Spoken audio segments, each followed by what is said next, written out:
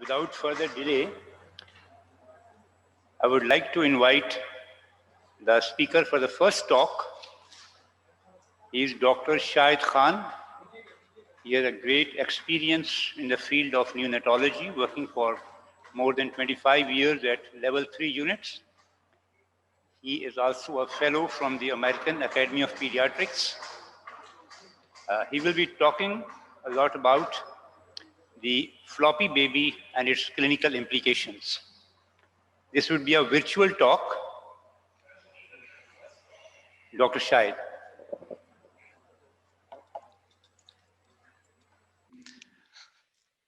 Assalamu alaikum.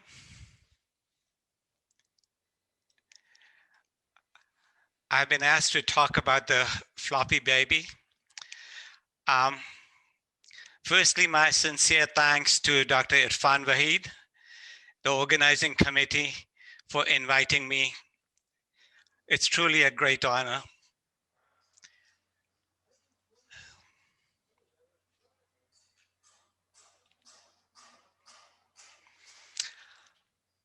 I've been asked to talk about congenital hypotonia, for which not much was written till about the 70s, very few publications.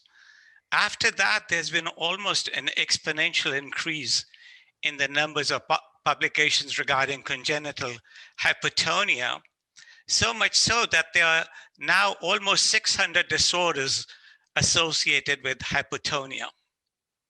However, this symposium has allotted me 25 minutes to present those, so there's no way I can do that. I don't have the time or the expertise to do that. So instead, I'll just focus on presenting a logical way of coming to approximate diagnosis, an appropriate diagnosis of what is causing the hypotonia. I'm not going to talk about any specific disorder.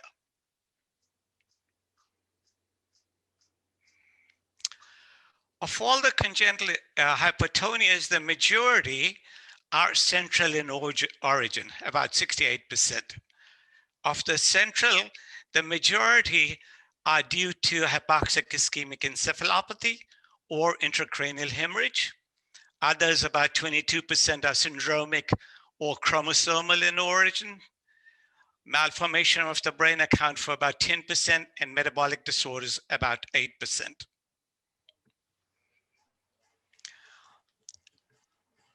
Trying to get an idea of what's causing the hypotonia, it's been found that of all the modalities, a good detailed history and an examination, one could come to a diagnosis in about 50% of cases. Imaging, another 13%. Clinical genetic evaluation, either neurogenetic databases and so on, another 10% or so. So 72% or so, the majority can be diagnosed by those methodologies. In addition, genetic testing, biochemical, and neuromuscular testing would allow for diagnosis of others. However, I must say, this is rather older figures. With the recent advances in targeted genetic diagnosis in the past decades, I'm sure the numbers are much more in favor of genetic testing and diagnosis nowadays.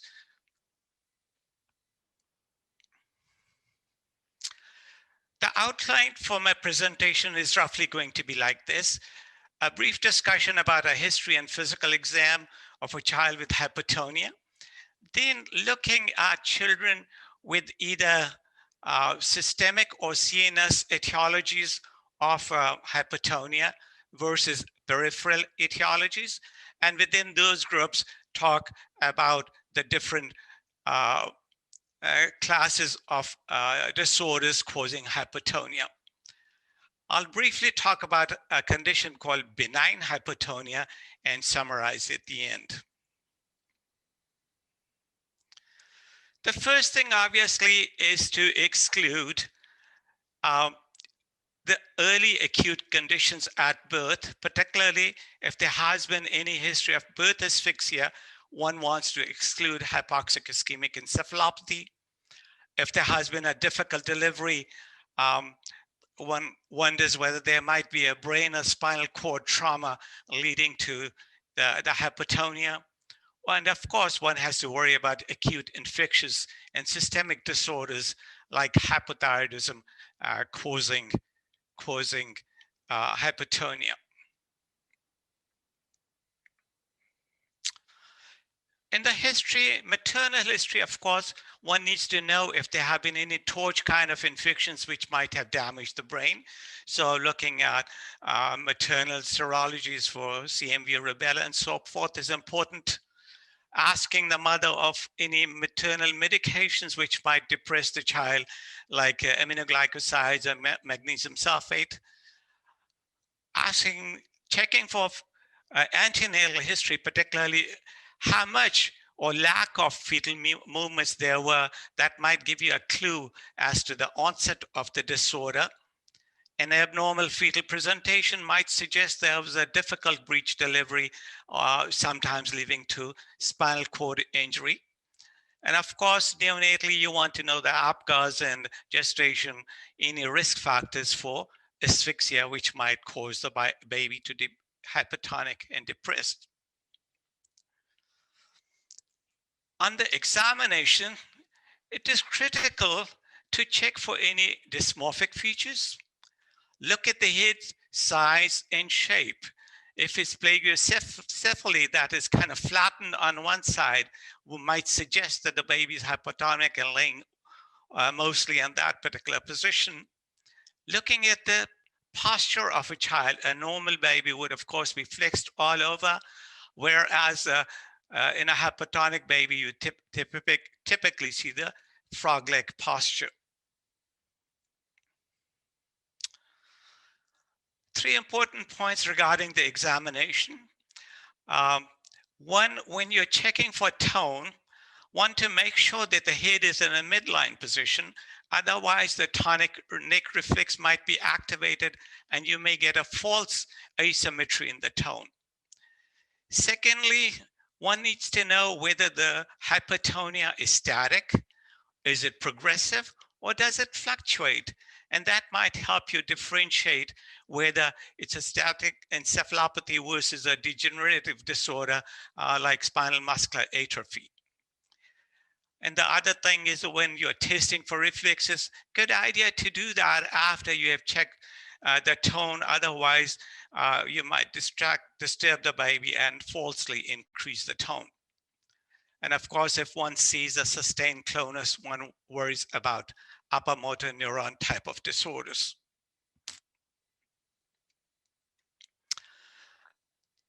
The tone, one has to figure out whether it's mostly truncal, axial hypotonia, or peripheral hypotonia, which might give you a clue whether it's a central disorder versus a peripheral disorder.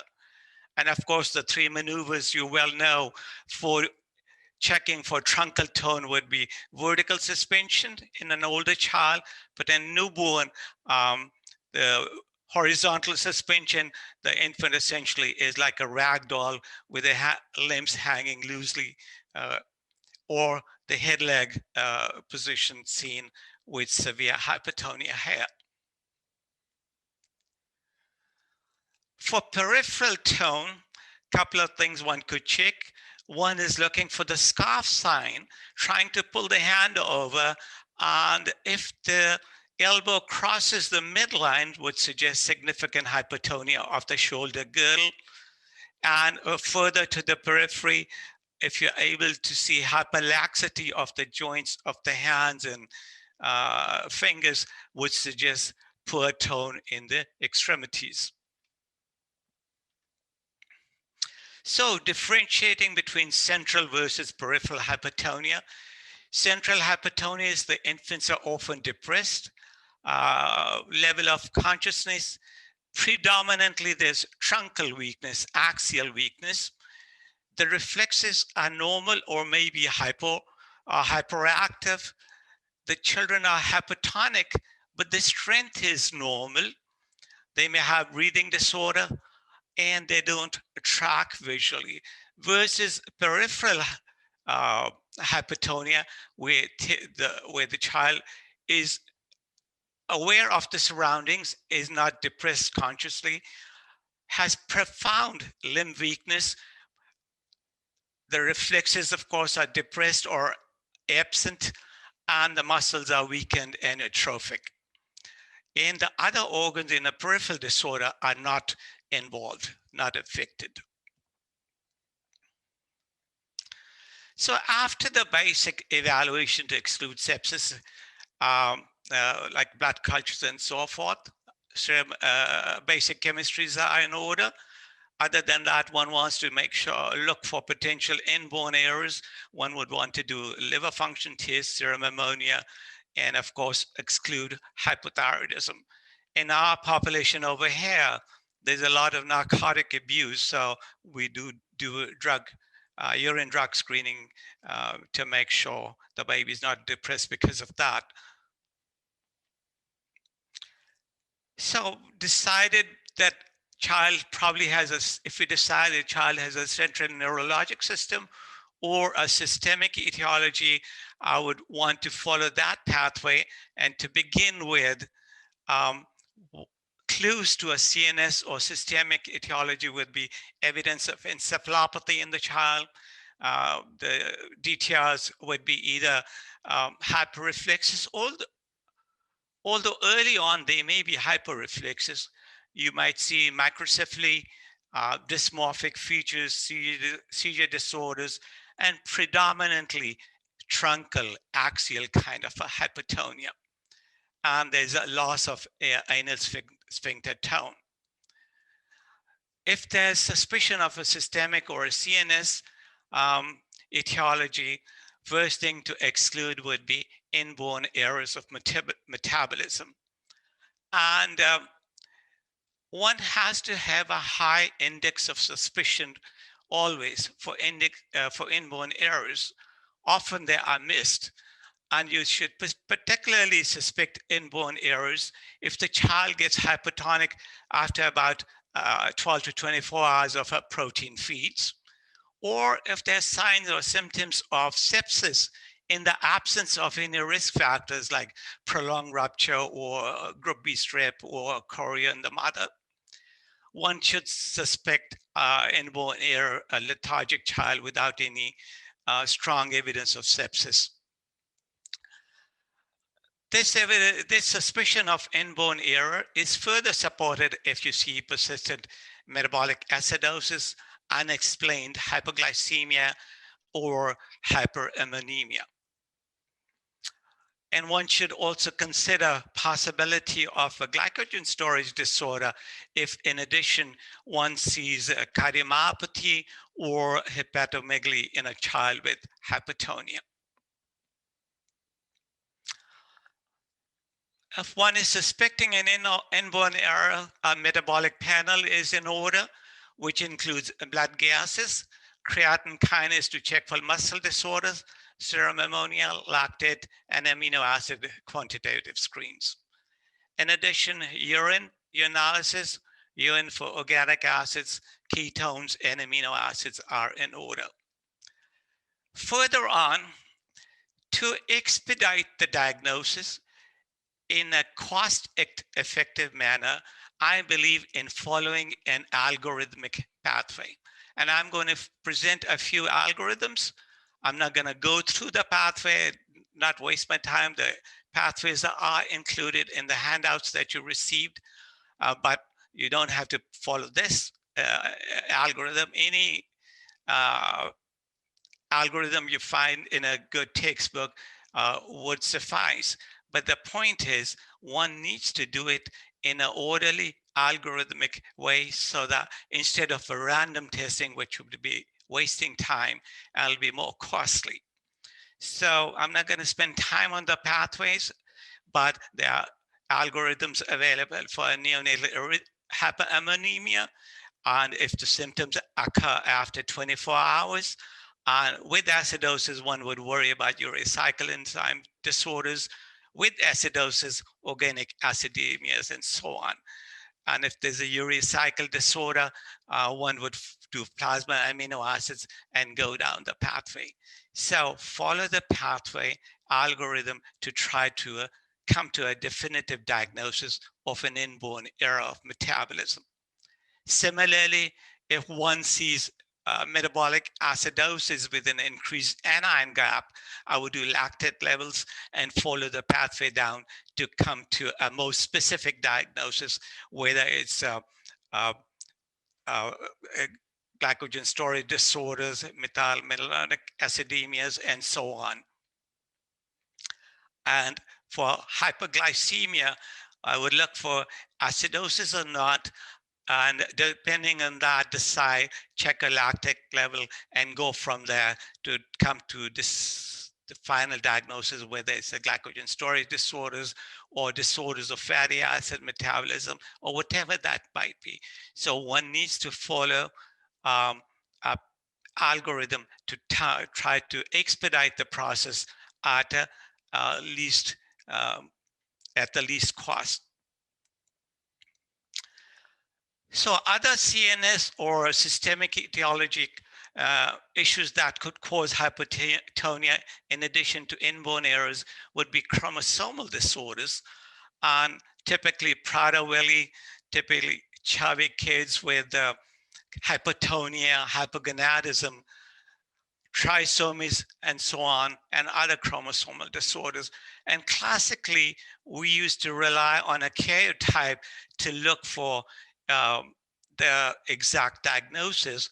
Of course, consultation with the geneticist is in order. But nowadays, in addition to a karyotype, which is a crude way, takes some time because you have to culture the cells and then try to count the chromosomes and so on.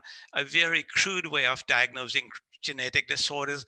Much better testing is now available in the sense of targeted genetic testing, including fish studies looking at fluorescent in situ hybridization, where essentially an abnormal probe is hybridized with the patient's DNA, and it is labeled with the fluorescent dye. And if it does attach, and if then you can check where the problem might be. So very sensitive and rapid testing, targeted genetic testing is available now, much better than the crude way of looking at the whole karyotype. In addition to fish, one could look at area comparative genomic hybridization. Again, a very specific, sensitive, and a rapid technique.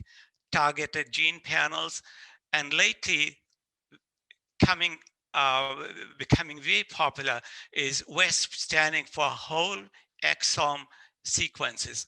An exome is a region of the genome of the DNA that specifically encodes for the protein.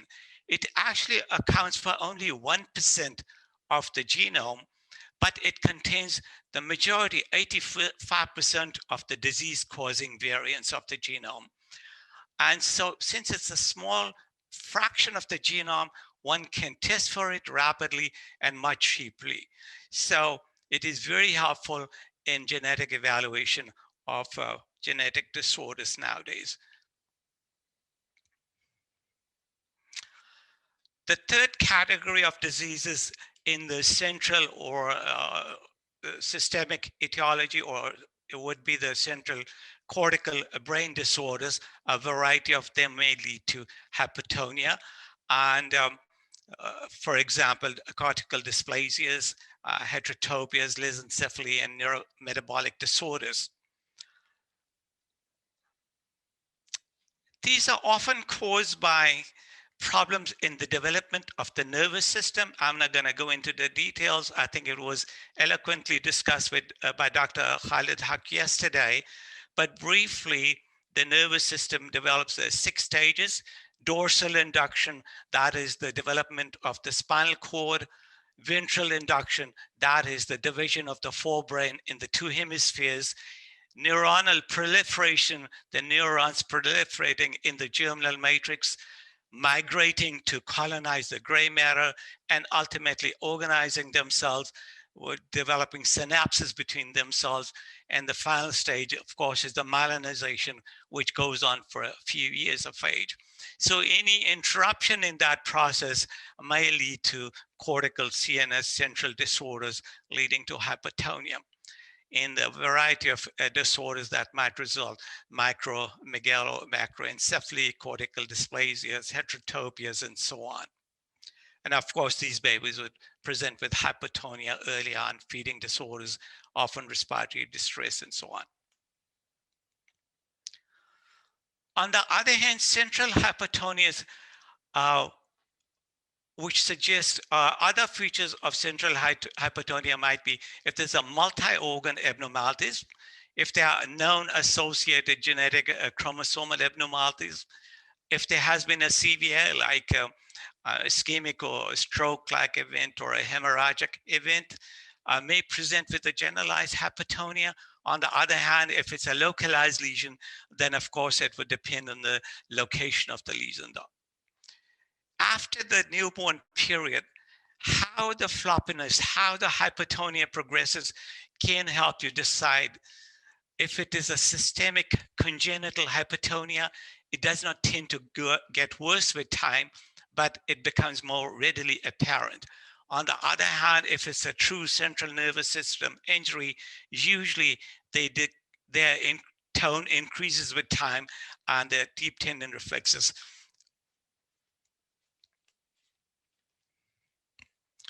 Of course, neuroimaging is critical for detecting these imaging cortical brain disorders. However, it must be remembered that the newborn brain is still myelinizing. It's still, myelinization starts around the 5th month of gestation and goes on for the first couple of years of life. And during this time when the brain is evolving, you need to have a good pediatric radiologist to be evaluating them, those pictures to get a good idea of what might be going on. In addition to MRIs, MR spectroscopy would be very helpful if there's a neurometabolic disorder. And of course, nerve conduction studies, EMG studies would also help differentiate whether it's a myopathic versus a neurogenic cause like a SMA causing the hypotonia. And of course, if there's a normal EMG finding, then you would think the hypotonia is central in origin, except for a very few myopathies that would help differentiate. We've talked about the central CNS versus systemic etiologies. A few words about the peripheral etiologies of hypotonia. Clues to peripheral nervous system dysfunction would be, of course, with hypo or absence of reflexes, facial paresis, ptosis, and a weak cry. Often you see fasciculation of the muscle in the tongue and the limbs. They are difficult if they are on a ventilator and you have difficulty weaning them off. Without a good pulmonary cause, you wonder about the peripheral nervous system dysfunction. And that, of course, can occur anywhere from the spinal cord, anterior horn cell, down to nerves, and neuromuscular junction, and the muscles themselves. Spinal cord dysfunction may be due to trauma, rare, but often has severe sequelae. Maybe due to spinal cord tumors and infection, and sometimes a condition called syringomelia or syrinx, where there's a cyst in the spinal cord. And sometimes, of course, you see that with the neural tube defects. Of course, these babies, in addition to have hypotonia, are paraplegic, may have hyper or hyporeflexia, depending on the exact site of the lesion, bowel, bladder dysfunction, and abnormalities of the rectal tone. Anterior horn cell disorders, of course, in addition to hypotonia, generalized weakness, absence of reflexes, and in addition, with the peripheral disorders, you often have a brainstem dysfunction, bulbar dysfunction, presenting as sucking or feeding difficulties. And in the classic form of a SMA in addition, you would see fasciculation of the tongue and maybe an intention tremor. I didn't want to talk about specific disorders, but I do want to talk about SMA for a reason. Wernicke-Hoffman disease may present in the neonatal period, often after initial honeymoon phase. Of course, the mental status is unaffected. The reason I want to talk about it, this disorder is now it has become a do not miss diagnosis.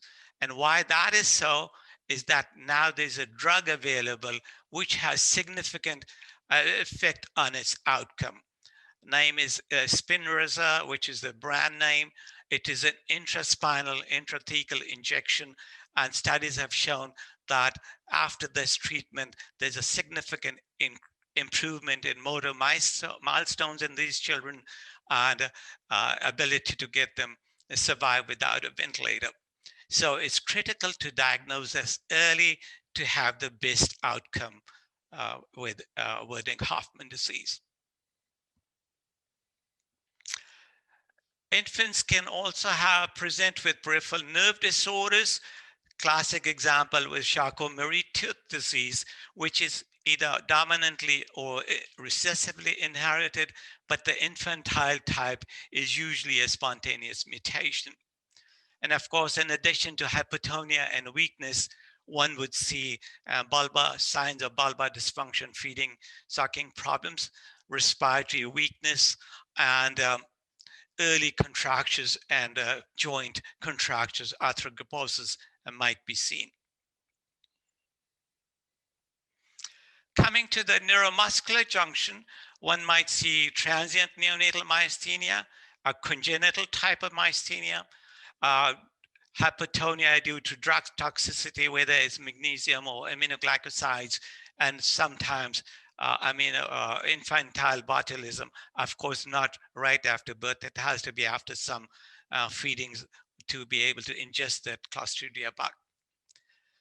Myasthenia may occur inherent genetic disorder in the child, or it may be a transient one is seen in about 10 to 15% of babies born to moms with autoimmune myasthenia gravis. And typically presenting with ptosis, hypotonia, weak cry, bulbar symptoms like sucking, feeding problems, and respiratory depression. And of course, as the antibodies get used up, with time, the symptoms resolve. Infantile botulism should be considered in a little bit older child where there's a blockade of the neuromuscular junction by the botulinum toxin. Again, signs of bulbar weakness, poor feeding, sucking, descending limb weakness, loss of reflexes, and classically, there's a loss of pupillary light reflex in these children, and they tend to get constipated early. In addition to electrodiagnostic, of course, a culture would confirm the diagnosis, culturing the Clostridia bug in the stools. In therapy, of course, is IV botulinum immunoglobulin, or a Baby Big is the brand name for that.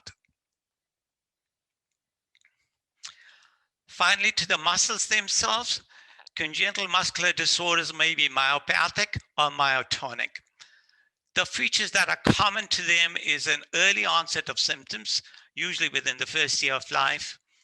They both, of course, have a genetic etiology, and they have a high risk of a restrictive lung disease and contractures, orthopedic deformities. Classically, traditionally, they were classified on a basis of a muscle biopsy, but lately with the availability of targeted genetic testing, muscle biopsies are seldom done nowadays. You're able to come to a diagnosis with a genetic testing. The thing to remember is if you have a high creatine kinase level early on, it has to be repeated because early high creatine kinase level may be elevated just from the trauma of the birth process. You have to document a high level again to confirm that it is a myopathy. And to differentiate the myotonic versus the myopathic ones, symptoms with the dystrophy, with myotonic dystrophy, of course, hypotonia, weakness, contractures, and cognitive impairment is also noted. There are sometimes structural changes in the eye seen. The creatine kinase may be normal or slightly elevated, and the MRI is normal. On the other hand, with the myopathic, they typically have the asthenic kind of build with the myopathic kind of faces, a long, high, narrow palate. Pectus might be seen, facial bulbar weakness. In these children, there's no eye involvement, and their creatine kinase is usually very high. And in an MRI, you might see flattening of the base of the brain with the bulbar flattening. And of course, the thing you will have to worry in these children is the risk of malignant hypothermia if exposed to certain anesthetic agents.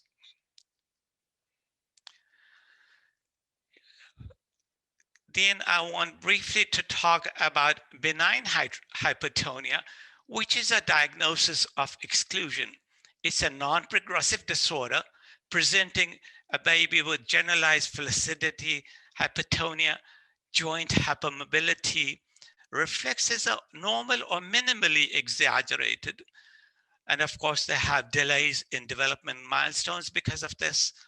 The thing with this disorder is benign is that as the nervous system matures, the symptoms improve with maturity, and all the labs are normal in these cases.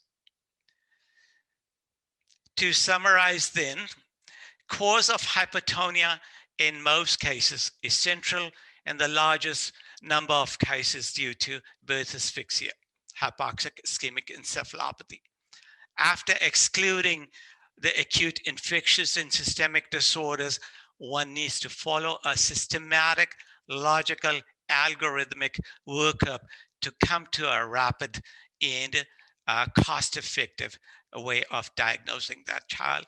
And if you follow somewhat of this outline, decide whether it's central or systemic, and go from there into three of these categories versus peripheral etiology, starting from the shoulder, from the spinal cord to the periphery, and excluding those, one should consider the possibility it might be benign congenital hypotonia. I think that's all I have to say.